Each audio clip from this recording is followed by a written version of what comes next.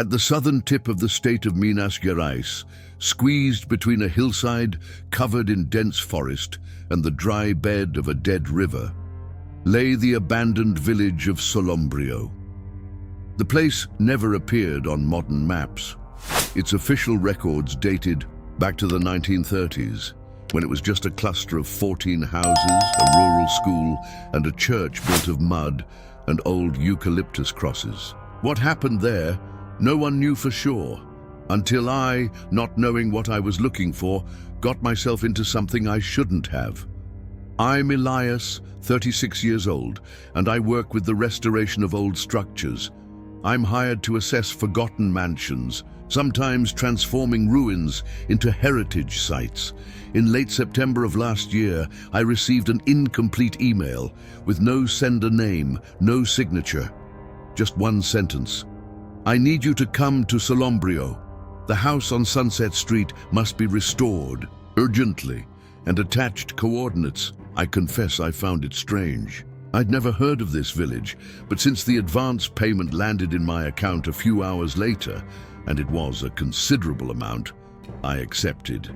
Me, my camera, a backpack of supplies, and my old car. The following Saturday, I was already on my way. The road narrowed to the point of becoming almost a trail. No one in the region seemed to know the name Solombrio. When I reached the indicated location, I couldn't believe my eyes. Indeed, there were ruins there. Some roofless houses surrounded by brush so high it hid even the walls. The church was still standing, leaning as if exhausted. And in the background, there it was, the house on Sunset Street. It was the only one that didn't seem completely given over to death. Its walls, though riddled by time, were intact. The windows were boarded shut from the inside with crossed planks, and the front door had a strange symbol painted with something that looked like dried rust. A circle with a spiral line crossing in the center. I explored outside before trying to enter. The silence there was overwhelming. No insects, no birds, nothing. Only my own footsteps on the soft earth. In the backyard, there was a well covered with planks and chains, and something that deeply disturbed me, a sickly, sweet, rotten smell, almost like rotting fruit with old meat. I broke down the front door with an iron bar. The interior was dark, but the air was strangely dry. No cobwebs, no dust suspended in the air. It was as if the house was stagnant. My eyes took a while to adjust. I saw that the furniture was covered with white sheets, perfectly stretched, as if someone had left recently, but had been concerned about preserving everything. As I walked, I noticed small things out of place. A glass on the sink with finger marks still visible.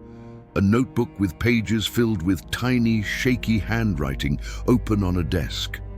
The date at the top of one of the pages sent a chill down my spine. October 12, 1911, and the fountain pen next to it seemed freshly used. There was a pendulum clock in the main room. It was working, and it read 3:47 p.m. I looked at my phone. It was 9:22 a.m. I thought it might be broken, but when I touched the pendulum, it stopped. As soon as I took my hand away, it started swinging again on its own. I felt a shiver in my stomach. I decided to record everything. I turned on the camera, filmed the living room, the bedrooms, the attic. It was up there that I found the first thing that truly made me question my sanity. The attic was low, with a smell of dry mold and burnt paper. In the center, there was a small, improvised altar. In the middle of it, an unlit candle and several newspaper clippings.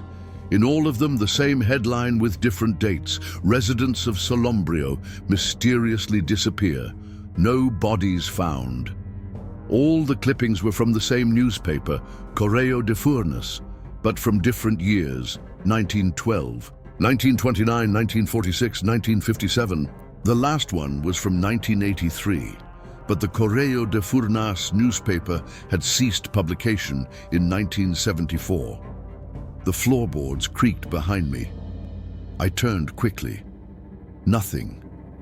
I looked through the camera, trying to capture what my eyes couldn't see. But when I reviewed the video on the screen, I noticed something astonishing. The exact moment I turned around, a shadow passed between me and the stairs. It had no defined shape. It was as if the darkness had gained its own movement, density. I thought about leaving, seriously, but it pulled me into that house, as if somehow all of it was a grand mechanism and I was a piece of it. As if someone or something wanted me to discover something there. I decided to spend the night in the house. I set up a sleeping bag in the living room and left the camera recording in time-lapse. Night fell suddenly, as if the sky had fainted, and that's when the sounds began. First, footsteps in the attic, then the sound of running water, but there was no plumbing working, and finally, breathing. It wasn't mine. It came from inside, the wall behind the fireplace.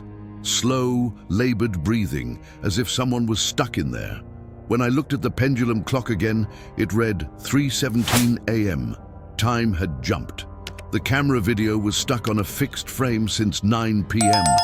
And in that frame, I was sleeping. But there was another silhouette lying next to me. For a moment, I froze. I tried to convince myself it was some exposure error, a misinterpreted reflection. But that silhouette was undeniable. It was lying parallel to me, with its face turned towards the ceiling, arms outstretched beside its body, completely motionless. I paused the video and zoomed in on the screen. It was something shapeless. The head seemed larger than normal, and the eyes, even in that static image, seemed open, fixed on nothing, as if they had never blinked, as if they had never been human. I jumped up, my heart pounding in my chest. The house was dark, but I swore I could distinguish the silhouette of someone standing in the doorway of the living room. My flashlight trembled in my hands as I illuminated the spot. Nothing, absolutely nothing. But the cold there was abnormal. It wasn't a breeze, it wasn't a natural temperature. It was a living cold that seemed to want to penetrate my bones and settle inside my chest. A cold that carried intention. I left the house. I slept in the car, locked, with the keys in my hands. At dawn, I decided to go back inside to get my equipment and leave. But when I opened the door, I realized something had changed. The house was different. The smell had disappeared. The sheets on the furniture were gone. And most terrifyingly, the walls were too clean. As if someone had spent the night polishing every brick, every inch. When I entered the room where I had left my sleeping bag, I found something that chilled my blood, an old porcelain doll, sitting exactly where I had been lying. It wore a brown dress with frayed lace, and in its lap rested what appeared to be a human tooth. The doll stared at me with a cracked smile. One of its glass eyes was broken, but the other reflected something I couldn't immediately identify.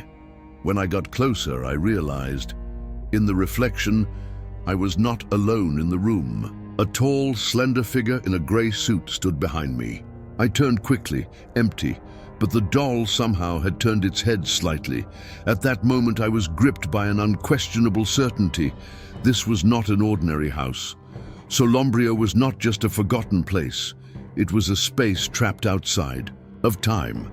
An open wound in reality, and I, fool, had stepped into it. I decided to run to the well in the backyard. Something inside me said the answer was there. I tore off the planks with my hands, ripped the chains with a portable saw I always carry. The smell was unbearable. The darkness inside seemed to have physical depth. I threw a lit flashlight inside. It fell and never hit the bottom. The light was just swallowed by an endless void. But then a sound echoed from within. It wasn't the sound of the flashlight falling. It was a scream. Someone, or something, screamed from the bottom of the well. A muffled, agonizing scream repeated, as if a crowd was trying to speak at the same time, but without a mouth, without a tongue. And with every second, I remained there. The air, Around seemed to vibrate, as if space itself was stretching, trembling, trying to collapse. It was then that the ground around the well began to crack. I didn't wait to see what would come out of there. I ran back to the house, slammed the door, and then I heard it. Voices upstairs, many, murmurs in languages I didn't recognize. I approached the stairs with trembling legs and saw fresh, small footprints, like those of barefoot children, starting at the baseboard and climbing one after another to the top. I went up, not because I wanted to, but because it was as if something greater than me was dragging me. In the attic, I found the same figures from the newspaper clippings now framed on the walls, but with faces covered by a dark veil sewn to the paper. Behind me, the door closed by itself. I was trapped there for hours or days. It's impossible to know. Time no longer worked. Sometimes it was night, sometimes day. The clock always read 6:06, always 6:06, even after I removed the batteries. In my last rational effort, I realized there was an order to the altar. The clippings, the symbols scratched on the walls, everything formed a cycle, a kind of unfinished ritual, and at the center, the name Valltriz. I had never heard of it before, but just whispering that name made the walls tremble, and in the corner of the attic where there had only been shadow, it appeared. The tall man in the gray suit. But now, his face was a mass of melted flesh, eyeless, mouthless, only an opening in the center of his face, pulsing like a second heart, and within it, a sound, something that sounded like my own voice, repeating a phrase, "You've been here before." If you've made it this far, tell me, have you ever dreamed of a place that seemed to try to pull you back, even after waking up? Have you ever felt like you've been somewhere that doesn't exist on any map? Share your experience in the comments. I want to know, what is the Solombrio of your memory? And if this kind of story truly gives you chills, if this mystery made you hold your breath, then go ahead and subscribe to the channel now. Here, every story is a portal, and only those who cross know what really happens on the other side. Your subscription keeps this veil between worlds firmer, or more fragile. Depends on how you see it. I tried to run, but my legs no longer responded. Valltriz, if that was indeed its name, advanced in absolute silence. Each of its steps on the floorboards seemed to suck the sound out of the entire house. When it approached me, I noticed there was no shadow beneath its feet. It was as if the very concept of light refused to touch it. And there, face to face with it, I realized my body was no longer just mine. A numbness began in my fingers, climbing up my arms until it transformed into a stupor that anesthetized fear and left only a cold, useless lucidity. It didn't speak, but inside my head, its presence screamed. It was like an avalanche of memories that weren't mine. Missing children, people drowned in dreams that never existed, houses that appeared on old maps and then vanished, like Solombrio. It was as if it was the curator of a parallel reality, where everything forgotten finds a new purpose, where everything discarded finds a new home. I woke up in the car, far from the house. The engine was off, the tank full, which made no sense. On my lap, a cassette tape, unlabeled. Just one word scrawled in red marker, remember. I didn't dare listen to the tape for days, but something about it called to me like a distant echo, slowly infiltrating my everyday life. I started seeing different reflections in mirrors. I started hearing footsteps on the ceiling, and then, one night, I gave in. I put the tape in an old tape player I found at a flea market. I pressed play and prepared to hear some strange noise. But what came out utterly destroyed me. It was my own voice, crying, pleading for help, and in the background, Valltriz murmuring words without language, as if reciting the end of a forbidden prayer. The tape lasted exactly 6 minutes and 6 seconds. And at the end, a phrase in clear Portuguese, spoken in my voice, but in a tone I had never used. Return to the point of origin. Return? It was insane, but this kind of thing, it doesn't leave you a choice. I no longer ate, I no longer slept. The house that once welcomed me now seemed to breathe. And I felt that if I didn't go back to Solombrio, something would come. For me, and it wouldn't just be to take me, it would be to erase me. I went to the town again, but this time it was different, as if it had aged 50 years in a few weeks. The houses were overgrown with ivy, the poles fallen, not a living soul, except for an old woman standing by the side of the road, wearing a blue cloak. She stared at me without blinking and said, "You've already left, but you haven't gone away yet." Before I could ask what she meant, she turned and started walking backward into the woods. I followed her. The forest seemed to have swallowed what was left of the village. No trace of the streets, the houses, or the well, only tall, twisted trees that cast impossible shadows even under a clear sky. She led me to a clearing. In the center, a small stone cabin with the door ajar. The old woman stopped, looked at me one last time and said, "Close the cycle." Then she disappeared before my eyes, literally, as if she had dissolved into particles of dust that floated for an instant and then vanished into thin air. I entered the cabin. Inside, everything was identical to the house in Solombrio. Same painting, same rug, same footprints, and in the center of the room, the doll, but now with both eyes intact and moving. As I approached, she began to sing a children's song out of tune that made me cry involuntarily. And then the song was replaced by a static sound, and on the floor a door appeared, a trapdoor locked with 3 padlocks. But on the wall were the 3 keys, one inside a crucifix, another embedded in an old clock, and the third sewn into the doll's own arm. I ripped the key from the doll, and at that instant the ceiling disappeared. The sky was replaced by something I can only describe as an abyss of pulsating flesh, from which eyes opened and closed in silence. The ground trembled, and a voice, the same from the tape, screamed inside my head. "You were always a part of this." I opened the trapdoor, and inside there was no basement, no stairs. There was only a mirror, a liquid mirror, as if reality were water, and when I touched it, I was pulled in. Today I write this from a place that doesn't exist, a space between spaces, an infinite room full of doors, and each door leads to a different version of my life. In one, I am dead. In another, I never went to Solombrio. But whenever I open a new door, he is there.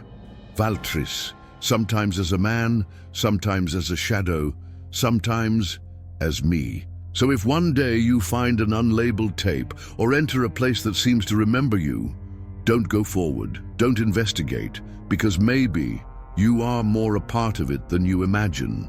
If this story affected you as it affected me, if you felt each paragraph pull you deeper, then perhaps you too have been touched by Solombrio, and if so, I want to invite you to stay, to join our community of restless souls who are not afraid to cross portals.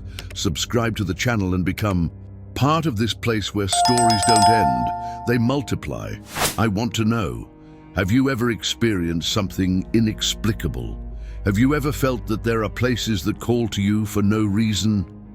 Share your story with us. Here, every comment is a fragment of something larger, and you could be the missing piece in our dark puzzle. If you like this video, tell us what impacted you the most, and most importantly, what did you learn from this journey?